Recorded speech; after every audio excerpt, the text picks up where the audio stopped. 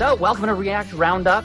We don't have an episode number, but today we're talking about the new React useEffect hook. It seems simple at first, but then maybe not. So today on the panel, we've got Lucas Hayes. Hello, everybody. Justin Bennett. Hi, folks. And Dave Ceddia. And I am Thomas Aylott. Sorry. Hey, folks, I just want to let you know quickly about Netlify. Netlify is a really cool system for hosting what are traditionally known as static sites. However, the real benefit that I've been finding is that I don't have to mess with a back end. I can just set things up. I build the website out. I've been using a system called 11DJS, and you just deploy it. And then anything that you have that you want to do, you can do on the front end. So if you want to pull in some kind of database with Firebase or something else, if you want to collect form data, Netlify provides all kinds of services that make it easy to do all that stuff. If you're trying to do serverless, they have a really, really neat serverless setup that will allow you to deploy your websites without having to deploy a backend, and it'll do some of the work for you. I just love it. So if you're looking for a way that you can actually deploy a website that only has front-end technology in it, gives you all the tools that you typically need for the back end without having to actually program the back end, then give them a try. Go check them out at netlify.com. So who wants to kick it off first? All right, I can start. First of all, question to you all. useEffect, is it a good API or a bad API? Is there such thing as a good API and a bad API? Well, I guess the question's really good for what and bad for what. That's great. That's great. So, all right. So imagine for the usual use case, like I need to fetch some data whenever I'm in my application. You can have the data maybe you need to fetch on different moments of your application. Does the useEffect way of doing it make things easier or make things more complicated than the previous way of doing it, or like even alternative ways outside of React? It's a very hard, nuanced problem. I think there's many layers to this as your needs get more and more complicated. The thing that I like about useEffect is it's very descriptive of the thing that it does, right? So it's like, oh, I have side effects here. I'm using or calling this useEffect method, and it's like running some side effects. And like from a very base level, great, easy, simple. It's when you have like actual dependencies on things is when it starts getting complicated. Mm-hmm. Yeah, I think it's like a nice succinct API.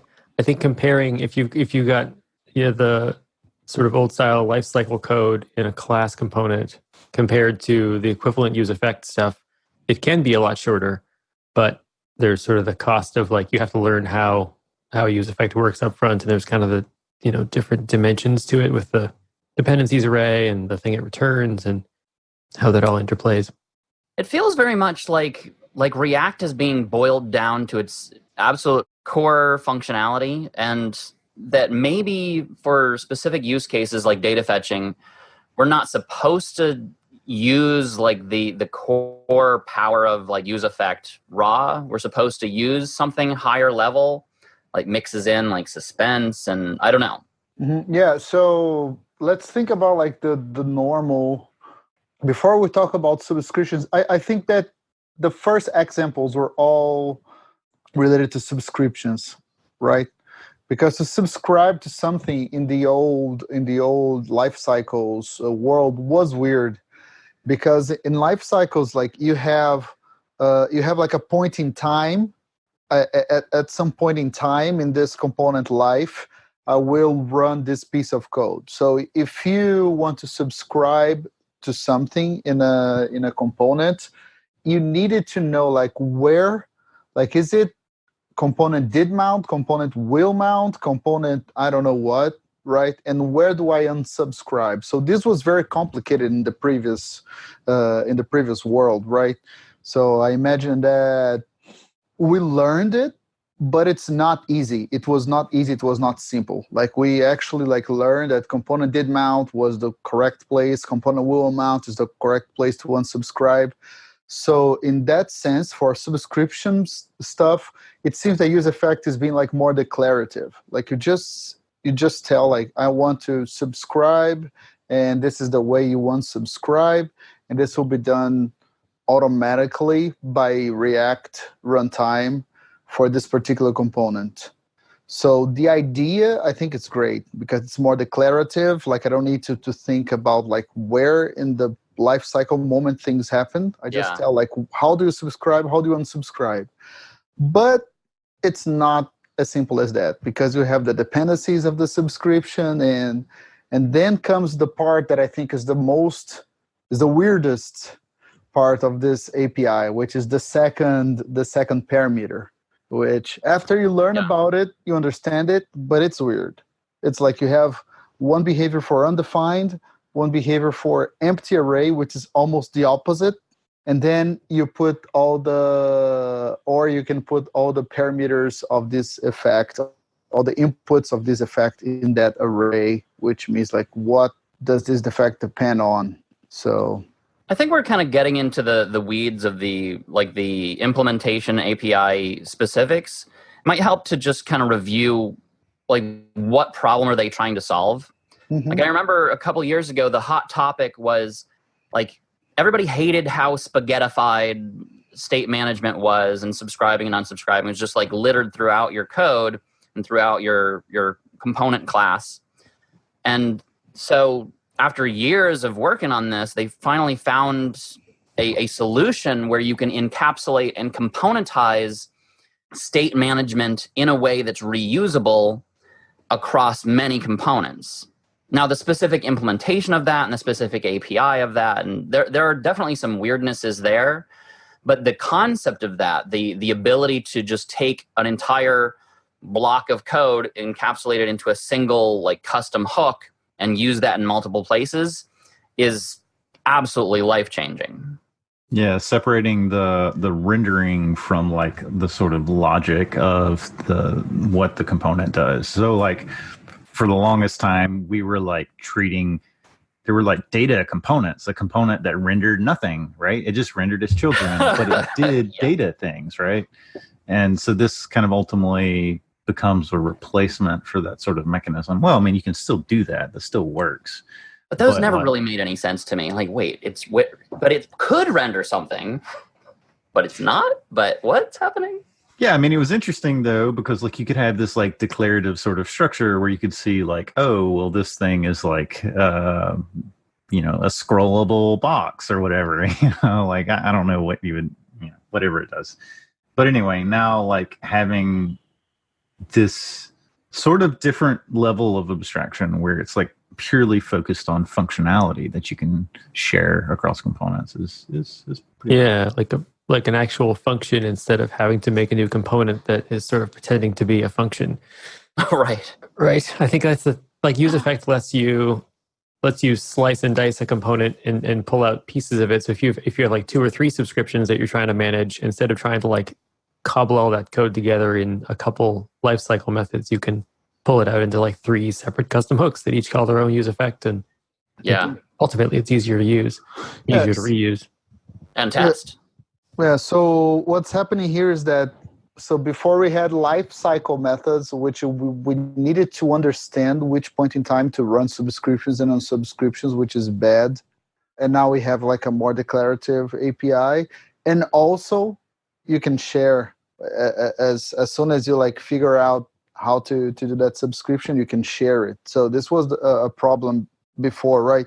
You had like logic in component did mount, in component did update, in component will mount, and you could not share those. You needed to have like at least 3 functions to be able to share those. It was super weird.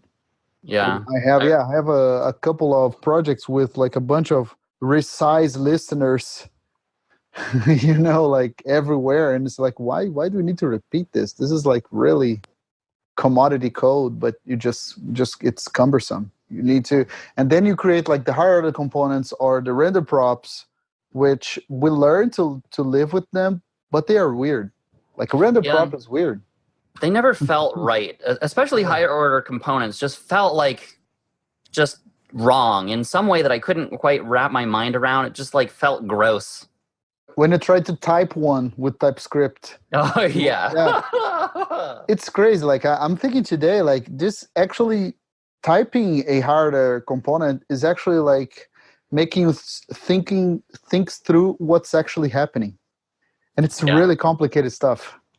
Switching to TypeScript a couple years ago really forced me to become a better engineer and get really, really strict about my APIs.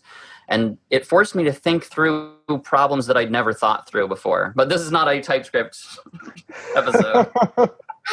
I'm not going to go down that rabbit hole today. Yeah. Do you think that the new useEffect is easier to use with types than before? I don't think there's a whole lot of impact. We use TypeScript pretty heavily, and like you get hints with types, but I don't think like the impact of that is like any different than like using a lifecycle hook for that matter. Okay. Yeah. So for subscriptions, I think we all agree that it's a much better abstraction than what we had before, right? Yeah, there's definitely a learning curve, but it feels better. It feels better. So yeah, my whole thing about hooks in general is like, yeah, I generally like the abstraction, and I understand like a lot of the value of it, but it just feels like there are a lot of foot guns. Like there's a lot of them, and I'm all about using tooling where we can to make things better. So the React core team released an ESLint plugin to like help with like common hooks pitfalls, and you absolutely should 100% be using that. But I can't help but think that like because we need tools to tell us, hey, this is the wrong way to do this thing, or hey, did you think about this, that there's something just not quite right with the abstraction yet.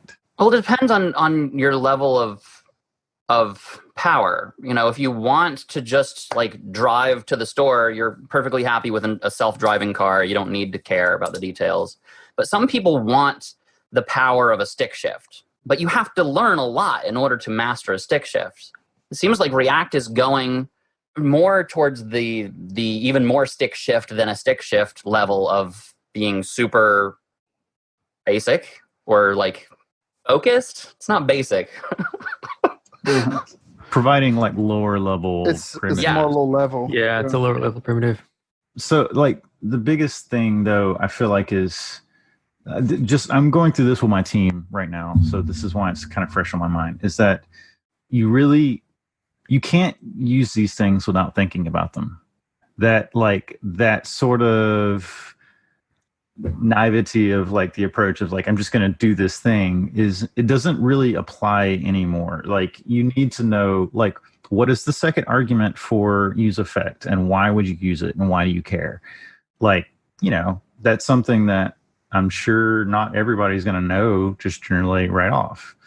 So that sort of thing of like, oh, well, there's these cases that might happen, that could like seriously degrade the performance of my application or, have some other impact that, just requires people to like be more in tune with what React is doing. And I don't think it's a bad thing necessarily.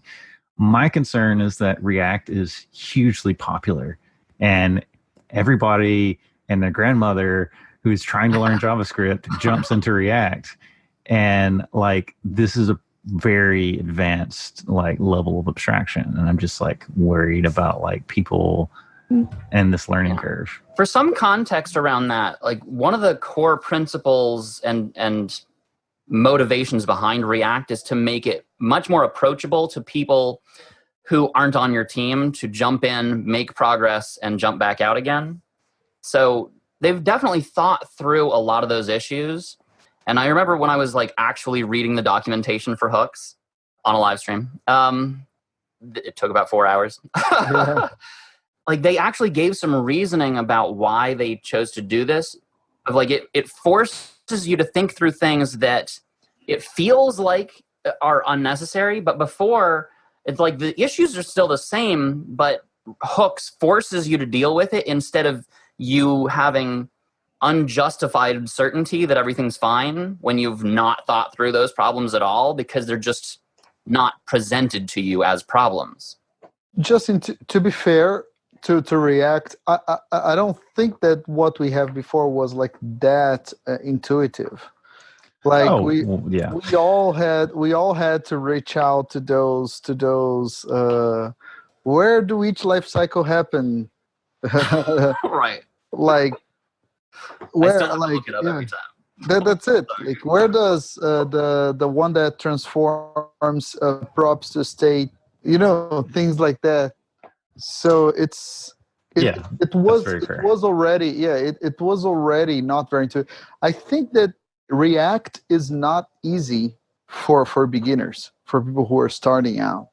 It's not that intuitive. Like if you only have the render, like if you only have like the functional components without any, like old style, without any hooks, it's pretty simple. But as soon as you have like class components and then you have the this.set state and stuff like that, it's not that intuitive. A lot of people, like a lot of smart people, like have trouble with it. So yeah. So I don't know if we have more or less trouble now. I guess it depends on what you already know. Like what world are you coming from? Because you might have just assumptions that are challenged by, like I came from the MooTools world back in the day, and so it's absolutely nothing like that at all. And then when after knowing React for a long time, I tried to learn Angular, and I was like, oh crap, I feel like such a moron. I have no idea what's happening. Yeah, it's like a whole different world, the Angular stuff, right? Right. But I sort of came at it from the other direction, where I went from like jQuery to Angular 1 to React, and React felt like a much cleaner abstraction to me, where you're just like writing JavaScript and it's like you call set state and the thing re-renders when you call set state. Perfect. Boom, done. Yeah, but also I'd been a developer for years at that point too. Like like the idea of functional programming and stuff wasn't new. And I think if it is, especially like if you're new to JavaScript, and like closures, I think were really mind-bending for me when I was getting into JS. And I think hooks kind of rely on your knowledge of closures a lot more than the old stuff did. But you don't have to know about this, which is huge. That's great. That's great. Level of because this is also terrible. Yeah, this is a thing that I even tweeted the other day about abstractions. All abstractions are leaky. So yeah, like everything that we use for enough time in production, at some point we need to go need to go deep. We need to understand the way it works. And if somebody is like starting now, I can even say like you need to know like how like HTTP requests work at some point in your life. It's like because weird things happen and you need to know like TCP protocols. You need at some point you will. So one thing that I think about when thinking about which abstractions to use here and there is that since all abstractions are going to leak, when it leaks, is it going to be complicated or not to understand what's happening? So in you need that to hire some $1,000 an hour expert to come and solve your problems. Or in that sense, it seems to me that hooks are this is one of the problems. Like understanding under what is happening under the hood with the hooks is not straightforward. I was actually going to say the opposite, where I think that hooks kind of expose the abstractions. Like it's a low enough level thing where like you have to understand how, like for useEffect anyway, I think because useEffect is probably the most complicated one, but you have to understand how useEffect works. But once you understand the intricacies of like how you call it and what the arguments mean and stuff, I think there aren't like weird edge cases that you have to dive into like React internals to figure out how it works. Like you're kind of okay at that point, but getting to that point is non-trivial, I think. I think part of it, though, the addition of all the extra tooling and warnings and everything to keep you on that golden path. Like one of the things they say at Facebook all the time is like the pit of success of like you should be able to do the right thing on accident without trying, and it should be possible to do crazy stuff, but you should know that you're doing something crazy. Yeah. This is really good. This is really good. Like it's the easy. If you do code, if you code the easiest way possible, it's a good way of coding. That's a good. If you start doing something smart, Yeah. there be dragons. Yeah. Yeah, I think like one of the big foot guns with useEffect that I've bitten myself with a couple times is like the infinite data fetching problem, where you get the arguments wrong and it just like keeps hammering the API and That's takes it. and or whatever. And then you need to it's like if you have like hot reloading and stuff, you even need to like kill your browser sometimes. Yeah. I had to kill my browser 2 or 3 times. So so this is the thing. Okay, so for subscriptions it seems really good, but for data fetching it seems that there's some weirdness stuff happening. And even then Abramov said that don't use it for data fetching now, like we'll do something better like in the near I think Suspense future. is going to make it better. It feels like it's a three-legged stool of like, React solved the, one leg of the stool originally of like reusable, componentized UI and whatever. Here's some lifecycle hooks, figure the rest out yourself. Mm-hmm. And then hooks is like the second leg of like, okay, we've solved lifecycle hooks in a reusable, componentized way. And like the third leg of the chair is data fetching and caching and all that stuff. And that's like officially not solved yet. Although the hooks for it, the suspense is there. So like they're giving us clues of where they're headed, but like officially it's not solved yet. Mm-hmm. And the second leg of the stool, hooks, is not it. Something else is coming. Mm-hmm.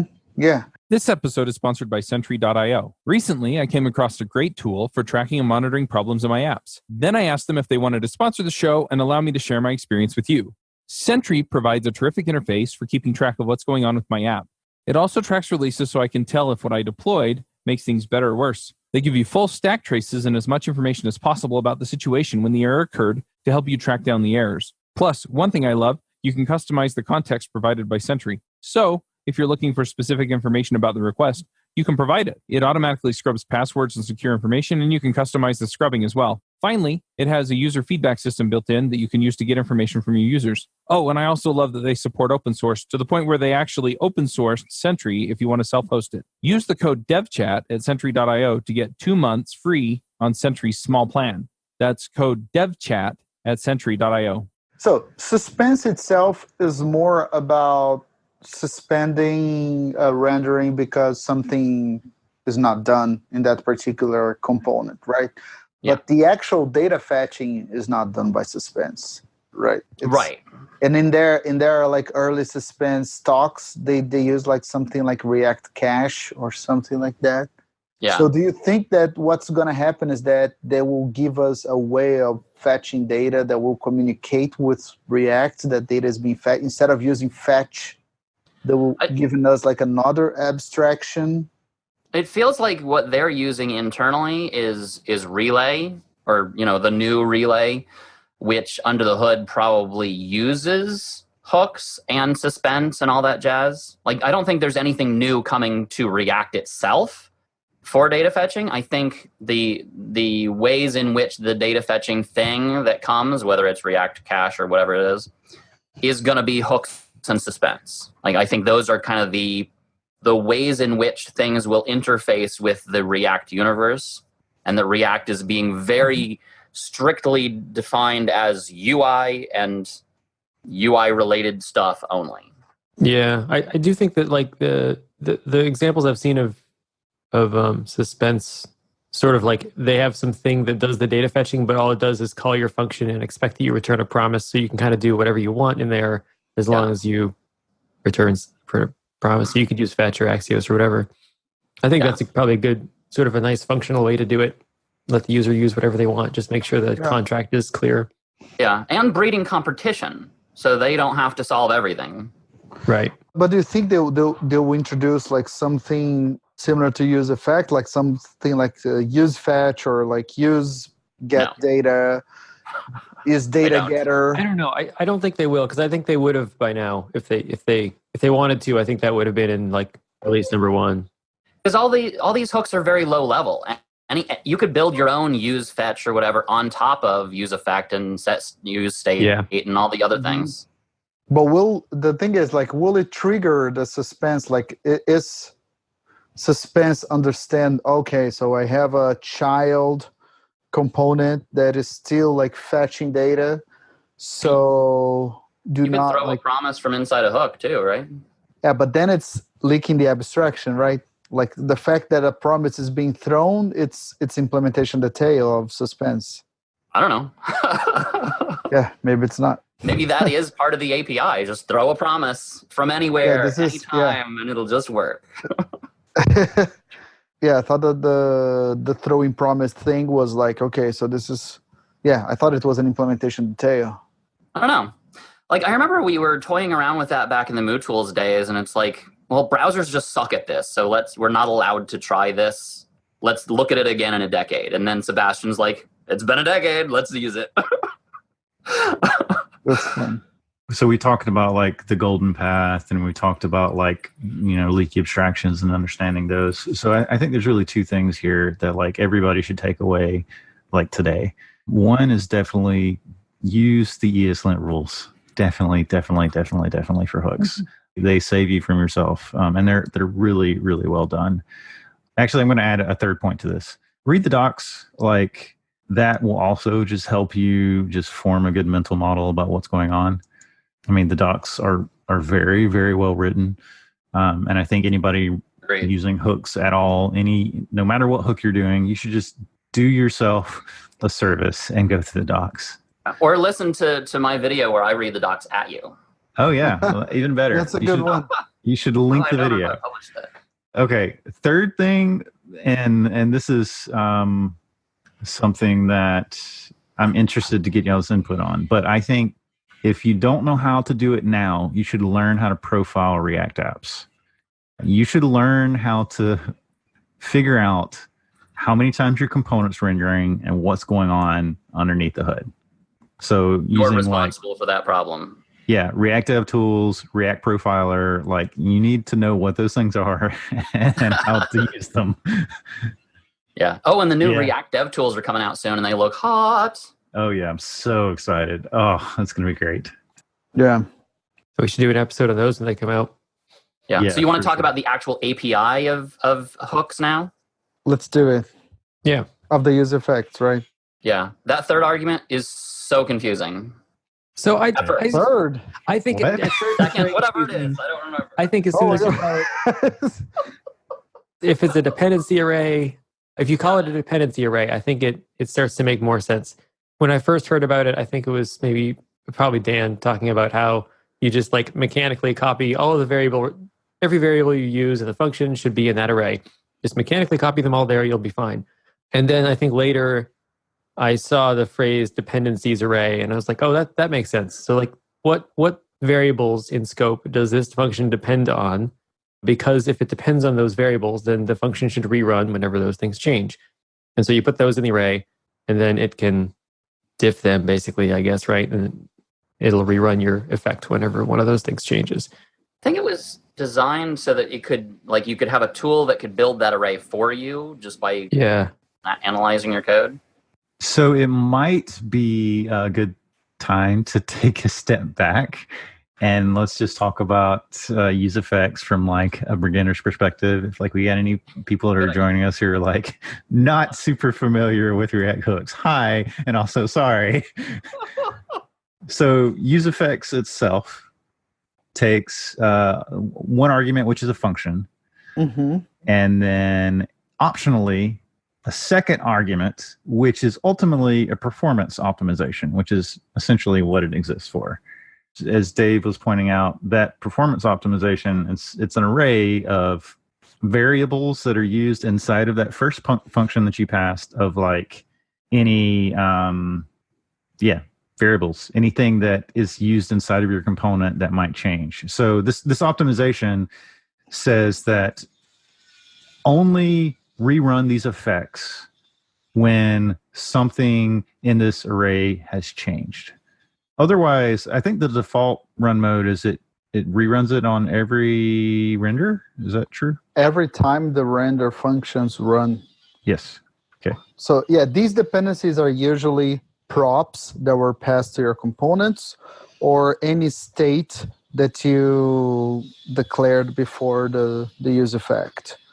But you could also use something that is derived from those things as well. Yes, directly or derived. So an example is if I subscribe to changes on a given entity and I pass the ID of the entity as props, right? So I'm gonna use that ID in my useEffect, and I can put this ID variable that I received via props in an array. Yeah. So the subscription will only run when this ID changes. So there's one more detail of the first parameter because it's a function, and what the function returns is actually unsubscription. It's any cleaning code for the effect itself. Which sounds really confusing until you actually play with it, and it makes more sense when you actually get some experience with it. If you work with event listeners and stuff, like usually when you create a listener, that function, when you register a listener, that function returns you an unsubscriber of sorts. So usually that happens, right? So you need to... API I love, by the way. Yeah. I like that, but I wouldn't say it's an optimization thing, Justin, because it's only an optimization if your effects are, if you can run multiple times with this without any different effect. If your effect is something that cannot be run more than once, it's not an optimization. It's like you need to make this only run once, right? I don't know if it's some metric you are recording if something. But it is a way to explicitly declare that how often and when exactly this thing is run right there where you're declaring it. Yeah, that's it. But the most confusing thing about this array, I think this array is amazing. Like if the array is empty, that means it doesn't have any dependencies, will only run once. If you put other things in this array, it will wait for these other things to change. But if you don't pass an array, it will run every time on every render. So this is probably like the weird part. I think this is the part that everybody, it's kind of like, this doesn't make any sense. Like undefined is almost like the opposite of the empty array. But to be fair, like... Undefined is the same as not putting an argument at all. Yes. So... not putting an argument, I would think in my mind that it's would be the same as like an empty array. It's like I have no dependencies. But imagine if that was the default, and like you'd ask yourself, why the heck is this only running once? What do I have to do to make it do what I expect? You know, what's the more sane default? We need to choose like what the heck thing that people will say. People will either say like, why the heck is it like running on every render, or why the heck is it only running once? So I guess by default, running every single render makes sure that it actually logically functions, and you need to add code to optimize the performance. Whereas like unsubscribing and resubscribing every single render, it's like not that big of a deal. It's not going to break anything. It's just going to slow things down maybe. But only doing that for the first render would be weird. Yeah, I mean, but to be clear, like all we're expressing is like this component has a side effect. Other than just rendering UI in React's normal flow, it does something else. I think the problem becomes is that you can just do anything inside of there, right? So it could be a performance thing. But I mean, like in their examples, like a simple example is just updating the document title. And like, there's probably no problem for that to happen every render. Like, who cares, right? Mm-hmm. And also, like, maybe the performance concerns of like when that thing's happen should be like a little bit above that component. Like, you don't want that component to re-render all the time, right? So, like, from that perspective, you know, it seems fine. It's like when you start using it for like more complicated, more expensive things, when it's like, oh crap, I can't afford to do this every time, or you get in an improper state.